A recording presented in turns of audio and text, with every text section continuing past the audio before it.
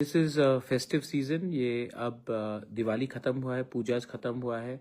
अब और एक फेस्टिव सीज़न आ रहा है। आने वाले दिन में मौसम भी अच्छा रहेगा और मैं पूरे त्रिपुरा के लोगों को सबको मेरे दिल से तहे दिल से I want to wish everyone कि आप खुश रहे और एक दूसरे के संग भाईचारा मेंटेन करके रखें। एंड मैं आप सबको विश करना चाहता हूँ। पिछले एक महीने से बहुत चीज़ त्रिपुरा में हो रहा है और उस विषय में और क्या क्या डेवलपमेंट्स है उस विषय में मैं आपसे थोड़ा सा आपको इन्फॉर्म करना चाह रहा था कि what is going to be what is been happening in the लास्ट 1 मंथ और आने वाले दिन में क्या होगा। क्योंकि मुझे लगता है कि कभी कभी कुछ कुछ मीडियाज़ सच्चाई नहीं दिखाते हैं, कुछ कुछ मीडियाज़ गलत चीज़ बोलते हैं। तो मुझे लगता है कि सबसे अच्छा चीज़ है कि आप डायरेक्टली सोशल मीडिया के थ्रू अपने लोगों के साथ कम्युनिकेट करें। जो मुझे पसंद करते हैं वो भी समझेंगे और जो हमें नापसंद भी करते हैं उनको भी मालूम पड़ेगा कि हम क्या करना चाह रहे हैं और हम किसी के खिलाफ नहीं हैं। एनीवे, चिबाई टू एवरीवन। बहुत लोग इतने दिन से अपेक्षा कर रहे थे और मैंने मीडिया में भी बहुत चीज़ सुना है और देखा है। सबसे पहले जो वायलेंस हुआ कमलपुर में, शांतिर बाजार एरिया में, वो मुझे भी बहुत ख़राब लगा, मुझे बहुत दुख लगा। इसमें तिपरा मौथा का ये बंद नहीं था, सब जानते हैं, लेकिन तभी भी कुछ कुछ लोगों ने ये गलत अफवाह फैलाने की कोशिश की। मैं कभी भी वायलेंस के पक्ष पे नहीं हूँ और वायलेंस जब भी होता है तो उसमें तिपरासा हो, बंगाली हो, हिंदू हो, मुसलमान हो, क्रिश्चियन हो, वायलेंस में सिर्फ गरीबों का नुकसान होता है। मैंने आज तक वायलेंस में किसी अमीर का घर जलते हुए नहीं देखा, कोई अमीर को पिटते हुए नहीं देखा। कौन मार खाता है? मार खाता है जिसके पास कोई सिक्योरिटी नहीं है, कोई प्रोटेक्शन नहीं है। तो मैं वायलेंस के खिलाफ हूँ और वायलेंस होने से नुकसान हमारा राज्य का होता है और हमारे लोगों का होता है। तो ये मैं पहले से ही बोलना चाहता हूँ कि ये बात बहुत क्लियर है कि मैं वायलेंस के पक्ष में नहीं हूँ और होना भी नहीं चाहिए। दूसरा बात है, मैंने सोशल मीडिया में देखा है, कहीं में लिखा गया है कि हमारे चीफ मिनिस्टर मानिक शाह बांग्लादेश के सिटीजन हैं, कहीं में लिखा गया है कि रंजीत बांग्लादेश का सिटीजन है, हमारा जो एमएलए है। कहीं में लिखा गया है कि बिप्लब देव बांग्लादेश, उनका कार्ड्स, आधार कार्ड हो या नेशनल आइडेंटिटी कार्ड। ये फेक न्यूज़ जो सोशल मीडिया में दिखाया जा रहा है और सपोर्टर्स अलग अलग दल के इसको सपोर्ट कर रहे हैं। मैं सबको बोलना चाहता हूँ कि ऐसा जो रिपोर्टिंग होता है उससे नुकसान हम सबका होता है। आपने बिप्लब देव को बांग्लादेशी बोलकर उनका नेशनल आइडेंटिटी कार्ड छपवा दिया, या फिर आपने रंजीत का नाम लिखकर लिख दिया कि वो बांग्लादेशी है। मानिक शाह जी जो हमारे मुख्यमंत्री हैं, कॉन्स्टिट्यूशनली इलेक्टेड मुख्यमंत्री है, उनका भी आईडी कार्ड छपाया गया। आज हम लोग पॉलिटिकली, मानिक सरकार के बारे में ये किया गया। आज पॉलिटिकली हम लोग एक दूसरे के संग हो सकते हैं, एक दूसरे के खिलाफ हो सकते हैं, लेकिन इसका ये मतलब नहीं है कि हम पर्सनल होकर किसी को ऐसे तरीके से अटैक करें। और जो सोशल मीडिया हैंडल्स में ये दिखाया जा रहा है, मैं अपने सपोर्टर्स को और जो रिस्पॉन्सिबल लोग हैं, जो पोजीशन ऑफ इन्फ्लुएंस में हैं, उनको भी मैं बताना चाहता हूं, इससे आपका पहला समय नष्ट हो रहा है, सोसाइटी में जहर फैलवाया जा रहा है और किसी का सोल्यूशन भी नहीं हो रहा है। अगर सोल्यूशन चाहिए तो सोशल मीडिया में ना फाइट करके आप ग्राउंड में आकर एक दूसरे से बात कीजिए। मैंने 2 दिन पहले देखा कि रंजीत के खिलाफ कुछ लिखा गया हेडलाइंस त्रिपुरा में। मैं प्रणब बाबू को भी जानता हूं, मैंने उनसे भी बात किया, मैंने रंजीत से भी बात किया।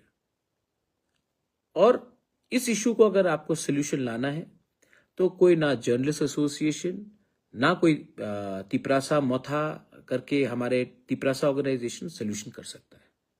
सोल्यूशन होगा जब हम लोग तीनों बैठकर एक दूसरे को समझेंगे कि ऐसे रकम के सोशल मीडिया पोस्ट में या फिर इस तरफ से हो या उस तरफ से हो, किसी का फायदा नहीं है। जरूर रंजीत को दुख लगा है क्योंकि वो हिंदुस्तान का इलेक्टेड एमएलए है और ये मीडिया को नहीं कवर करना चाहिए था।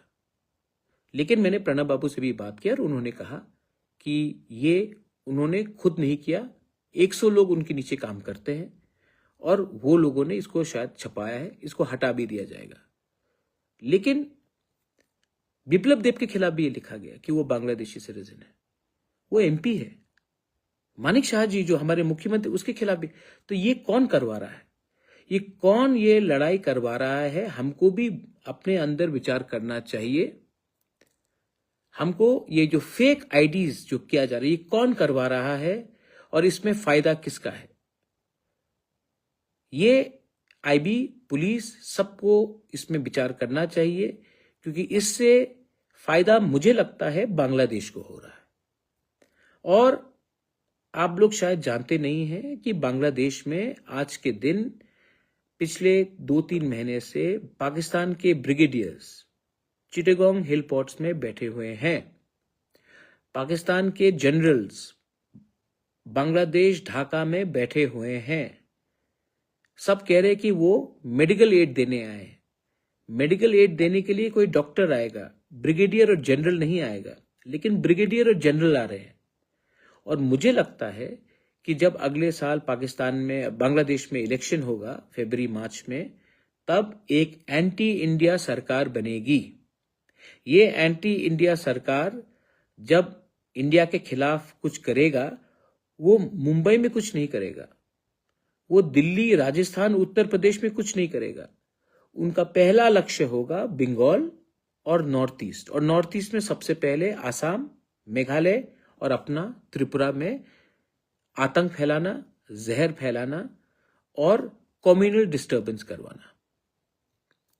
तो इस समय पॉलिटिक्स से बड़ा नेशनल सिक्योरिटी है, और नेशनल सिक्योरिटी ना इंडिविजुअल से कुछ मतलब नहीं रखता। तिपरा मोथा इतना इंपॉर्टेंट नहीं है, सीपीएम, बीजेपी, कांग्रेस इतना इंपॉर्टेंट नहीं है जितना देश का रक्षा, सुरक्षा, हमारे नागरिकों का सुरक्षा और रक्षा। इसी के लिए मैं अपील करता हूं कि ये जो जहर फैलवाया जा रहा है सोशल मीडिया में एक दूसरे के खिलाफ, और जो लोग समझ नहीं पा रहे हैं, मैं उनको भी हाथ जोड़कर बोलना चाहता हूं कि एक बड़ा खेल हुआ जा रहा है, उसको आप नहीं समझ रहे हैं, लेकिन नेशनल और इंटरनेशनल लेवल में खिलवाया जा रहा है। नेपाल में 2-3 दिन के अंदर प्राइम मिनिस्टर और प्रेसिडेंट को हटाया गया। बांग्लादेश में भी वही चीज करवाया गया। ये कौन करवा रहा है आपको समझना पड़ेगा, और इसमें इंडिया और नॉर्थ ईस्ट इंडिया खतरे में है। हमारा फाइट प्रणब सरकार वर्सेस रंजीत देव वर्मा नहीं होना चाहिए। हमारा फाइट तिपरा मोथा, बीजेपी, सीपीएम, कांग्रेस नहीं होना चाहिए। ये लोग समझ नहीं पा रहे हैं। हमारा फाइट होना चाहिए कि हम लोग हाथ मिलाकर बांग्लादेश के जो जहर हमारे घर में फैलवाएगा, उसके अगेंस्ट होना चाहिए। National security is bigger than political importance, और मैं सबसे पहले ये बात बोलना चाहता हूं। प्लीज अंडरस्टैंड, बांग्लादेश हिंदुस्तान का दोस्त नहीं है। चाकमा हो, हिंदू बंगाली हो, क्रिश्चियन हो, तिपरासा हो, मॉग हो, कोई भी हो, उनका हमारे ऊपर बहुत खराब तरीके से नजर है। आपने देखा होगा 3 दिन पहले मोहम्मद यूनुस ने एक किताब पाकिस्तान के जनरल को दिया, उसमें पूरा मैप नॉर्थ ईस्ट का, बांग्लादेश का एक अटूट अंग दिखाया गया। और ये कोई मामूली इंसान नहीं दे रहा है, ये मोहम्मद यूनुस, पाकिस्तान का जो हेड है, वो पाकिस्तान के जनरल को एक किताब दिखा रहा है। वो एक मैसेज भेज रहा है हमको, और हम लोग आज भी एक दूसरे के खिलाफ लड़ रहे हैं, असली दुश्मन को नहीं हम लोग पकड़ रहे हैं। तो मैं प्लीज रिक्वेस्ट करता हूं कि ये बात को समझिए। सेकंड बात, ये बात क्लियर है? तो मैं सेकंड बात में जाता हूं। सेकंड बात, आने वाले दिन में हम नॉर्थ ईस्ट के जो भी रीजनल पार्टीज हैं, मैं सबसे बात कर रहा हूं। और आने वाले दिन में मैंने मीडिया में देखा है कि पार्टी बनेगा, अलायंस होगा, प्लेटफॉर्म होगा। ये ऐसा जो भी होगा, ये मैं अनाउंस अपने दोस्तों के साथ, मेघालय से, नागालैंड से, अरुणाचल प्रदेश से, दिमासा हसाओ से, मणिपुर से, सबसे, मिजोरम से, सबसे बैठकर बात करके हम लोग अनाउंसमेंट करेंगे। लेकिन अगर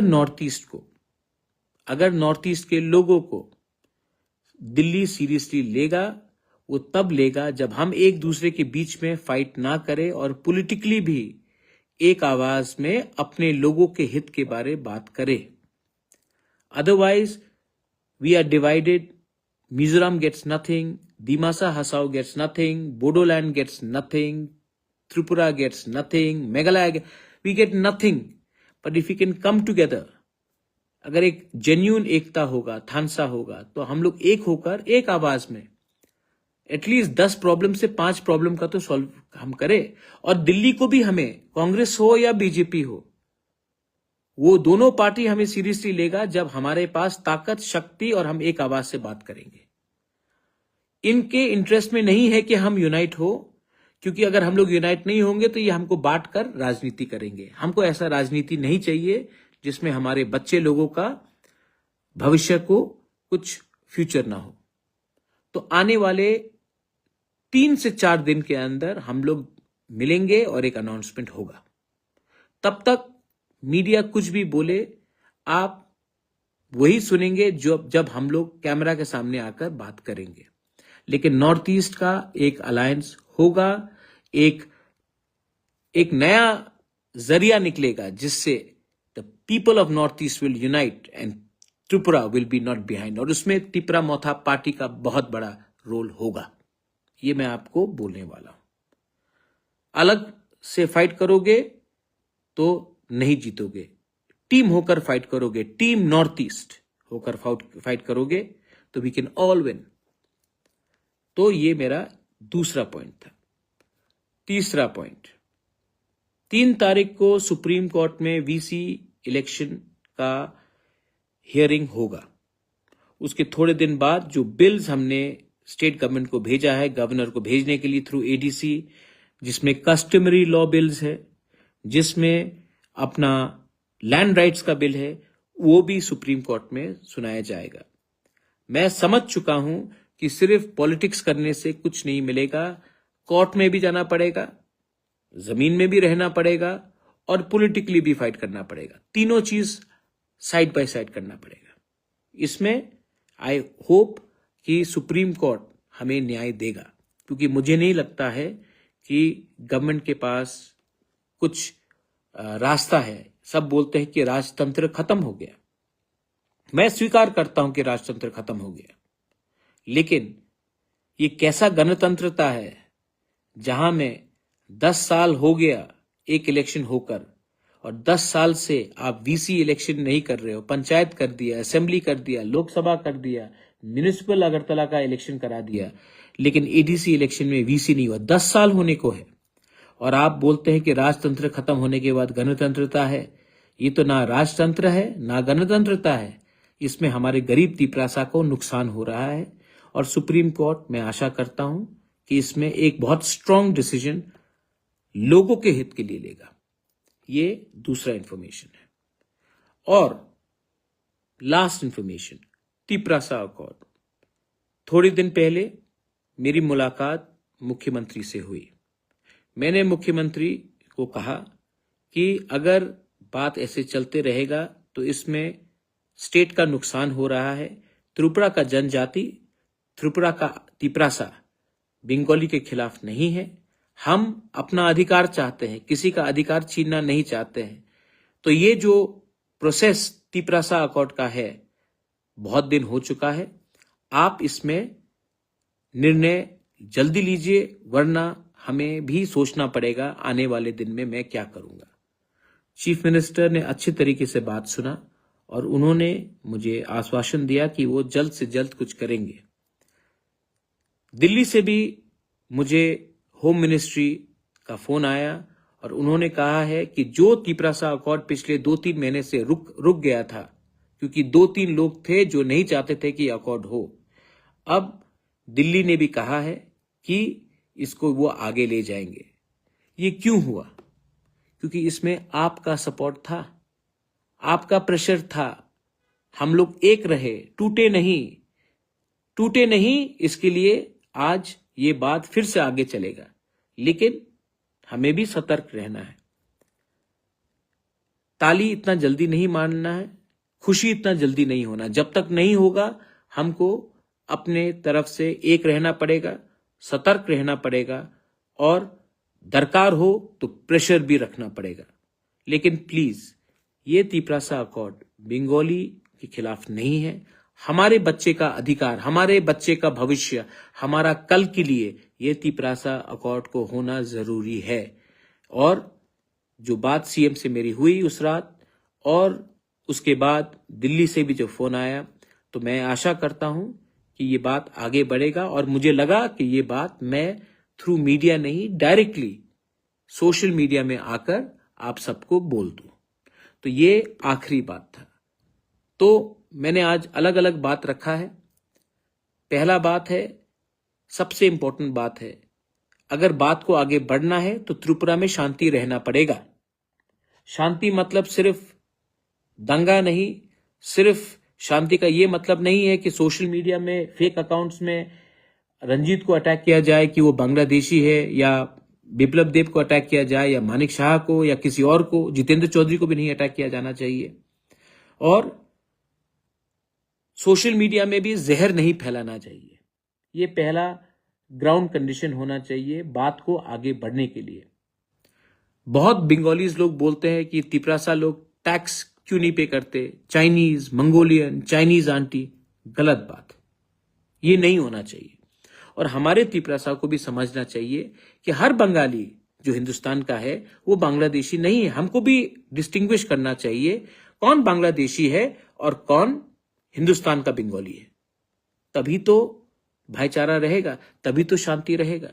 एक दूसरे को उकसाने से नुकसान हम दोनों का है और फायदा किसका है? फिर से मेरे दोस्त, बांग्लादेश का, जो तैयारी कर रहा है हमारे घर में आग लगाने के लिए। और ये मत भूलिए कि अगर हम एक रहेंगे तो चाकला रोशनाबाद, कुमिल्ला, ब्राह्मणबाड़ी, कॉक्स बाजार, चिटगांव, बांदरबन, वहां में हम अपना इन्फ्लुएंस दिखा सकते हैं। लेकिन वो तभी संभव होगा जब जहर दोनों तरफ से नहीं फैलाया जाएगा। घर को एक रखो, तब हम वहां में नजर रख सकते हैं। ये मेरा मैसेज है टू एवरीवन। मैं जानता हूं कि मेरे जो विरुद्ध हैं उनके दिल में भी लगा होगा कि आज प्रद्युत ने ठीक बात बोला, लेकिन हमारा पोजीशन हमेशा परमानेंट सोल्यूशन का है and we will not compromise. और कोई हमें खरीद नहीं सकता, कोई हमें कमजोर नहीं कर सकता जब तक मैं अपनी जगह में खड़ा हूं, अपने लोगों के लिए खड़ा हूं और आप मेरे साथ, गरीब लोग मेरे साथ एक आवाज में एक जगह में रहेंगे। दिल्ली भी ये बात समझ चुका है, राज्य सरकार में भी जो लोग नहीं समझ रहे थे उनको समझ में आएगा, आ रहा है। बोलेंगे नहीं लेकिन आएगा। और पॉलिटिक्स कम करो, बच्चे के भविष्य के बारे में ज्यादा सोचो। This is my message to everyone. Once again, be strong, be together. और ये जो नकली गलत चीज हो रहा है, अपने एमएलए को बांग्लादेशी सिटीजन बोलकर, ये कौन सा रकम का जर्नलिज्म हुआ? या किसी और को कुछ और बोलकर ये कैसे रकम? तो ये सब चीज बंद कीजिए। सामने फेस टू फेस बैठिए, मैं बैठवाता हूं और मैं आप दोनों का हाथ मिलवाता हूं। मैसेज भी जाएगा कि हम लोग मैच्योर हैं और एक दूसरे के खिलाफ नहीं है। मैं दोनों तरफ से, मैं न्यूट्रल होकर दोनों तरफ को बोल रहा हूं। इससे नुकसान हम दोनों का है और फायदा किसी और का है। My message to everyone. त्रिंग आएगा, क्रिसमस आएगा, हमारे आने वाले दिन में और लोकल फेस्टिवल्स भी है, न्यू ईयर्स है, नया साल आने वाला है। नया रकम का अप्रोच लीजिए और नया त्रिपुरा बनाइए। पुराना त्रिपुरा में जो 1949 के बाद आया है उसमें हमने राजनीति देखा है, दंगा देखा है, पॉलिटिक्स देखा है। हम नया त्रिपुरा में कुछ और देखना चाहते हैं, उन्नति देखना चाहते हैं, भाईचारा देखना चाहते हैं, डेवलपमेंट देखना चाहते हैं। डेवलपमेंट कभी नहीं होगा जब पॉलिटिक्स डेवलपमेंट से ज्यादा समय आपका खाएगा। बेलाइनो हमबाई खुलुंखा हर काहम। जय हिंद।